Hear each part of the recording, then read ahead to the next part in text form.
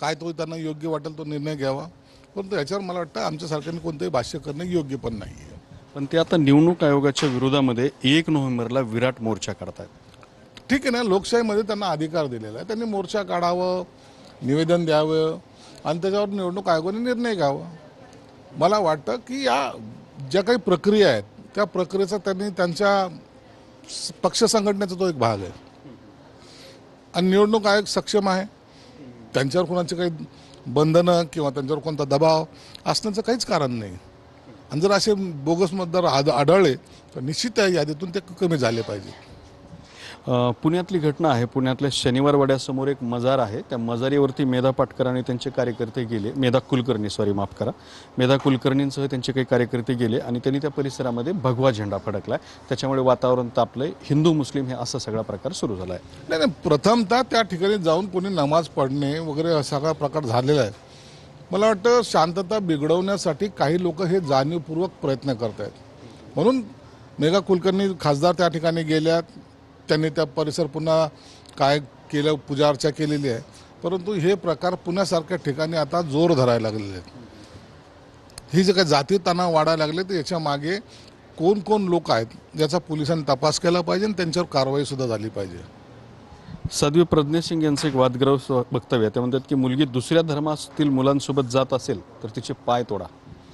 हे बघा, हे त्या साध्वींचं स्वतःचं मत आहे, परंतु यापेक्षा आपण आपल्या धर्माचा स्वाभिमान अभिमान हा बाळगला पाहिजे. इतर असे जे काही लव जिहाद सारखे प्रकार व्हायला लागलेत ते थांबले पाहिजे. ही कदाचित त्यांची सांगण्याचा उद्देश असावा आणि म्हणून आपल्याला कोणी फसवतोय का याकडे सर्वांनी गांभीर्याने पाहिलं पाहिजे. धनंजय मुंडे काल असं म्हणाले की 250 दिवस माझी मीडिया ट्रायल झाली, 2दा मी मरता मरता वाचलो. आता वैयक्तिक जीवनात काय घडतं याच्यावर आता भाष्य करणं योग्य नाही. धनंजय मुंडेवर त्या पद्धतीने आरोप प्रत्यारोप झाले हे आपण सर्वांनी पाहिलेलं आहे. म्हणून त्यांनी त्यांच्या भावना व्यक्त करणं आणि त्याच्यावर आपण रिॲक्ट होणं मला वाटतं हे योग्य नाही. आता बच्चू कडूंनी शेतकरी आत्महत्या ज्या होत आहेत त्या अनुषंगाने एक आक्रमक वक्तव्य केलं. ते म्हणतात की अरे स्वतःला संपवण्यापेक्षा एखाद्या आमदाराला कापून टाका. हे काम बच्चू कडूंनी केलं पाहिजे ना. तुम्ही इतरांना आरोपी बनवण्यासाठी जे काय प्रवृत्ती करतायत त्यापेक्षा स्वतःच मारा ना एखाद्या आमदाराला.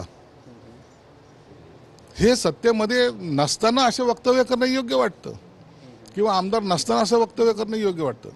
काहीतरी भडक बोलल्यामुळं काहीतरी शेतकरी खुश होईल आणि असं काहीतरी करेल हे तुम्ही चितवणीखोर बोलतायत.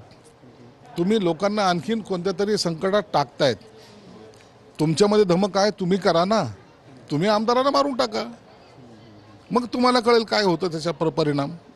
हे असं बेताल वक्तव्य करून स्वतः मीडियामध्ये येण्यासाठी हा प्रकार योग्य नाही आहे. संजय राऊतांनी एकनाथ शिंदेंवरती आज खूप टीका केलेली आहे. ते म्हणतात की नरकासुराचा जन्म गुवाहाटीला झाला, शिंदे नरकासुर इथले आहेत, ते पूजा करतात गुवाहाटीला.